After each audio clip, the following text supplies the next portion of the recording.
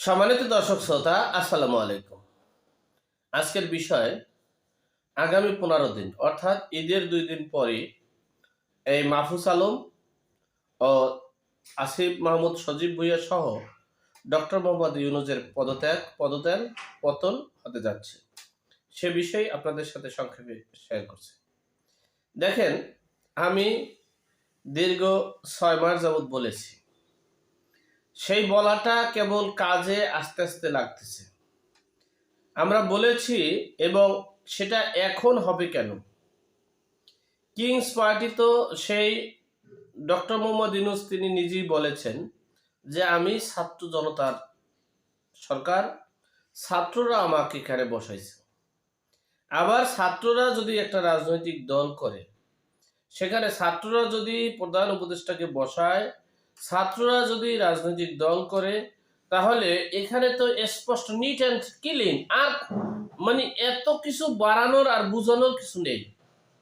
সুতরাং সেই Kings party আরো 3 মাস মানে ডক্টর মোহাম্মদ ইউনূস তো মানে শপথ গ্রহণ করেই এ কথাটা বলছে।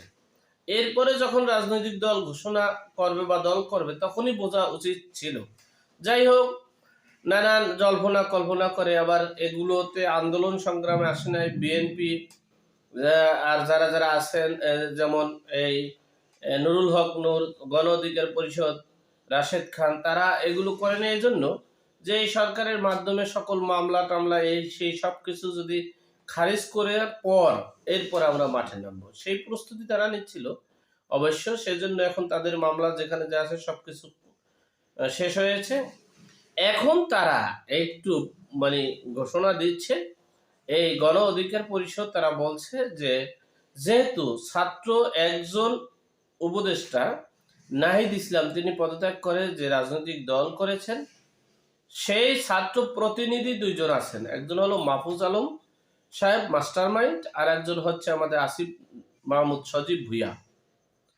এমনকি এই ছাত্রদেরই প্রতিনিধি এবং ছাত্রদেরই গুরু হচ্ছেন আসিফ নজরুল সাহেব সহ সকল উপদেষ্টা।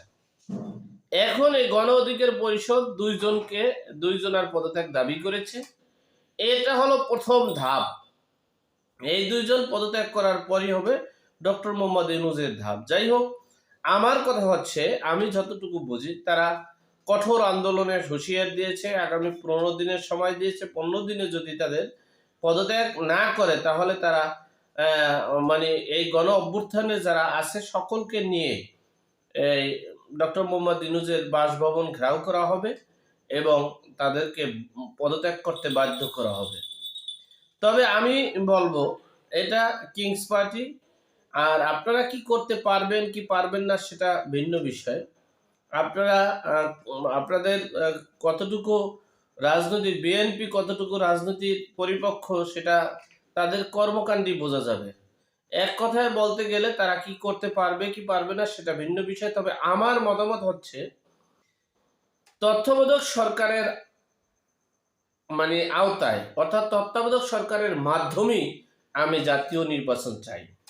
যদি আপনারা নিরপেক্ষ নির্বাচন করতে চান তাহলে এই অন্তর্বর্তীকালীন সরকারকে বাদ দিয়ে, টোটাল এই স্ট্রাকচারটা বাদ দিয়ে, অন্তর্বর্তীকালীন সরকারকে বাদ দিয়ে এরপরে তত্ত্বাবধায়ক সরকারের মাধ্যমে 3 মাসের মধ্যে একটা নির্বাচন, জাতীয় নির্বাচনের ব্যবস্থা করলে হয়তোবা সেটা নিরপেক্ষ হবে।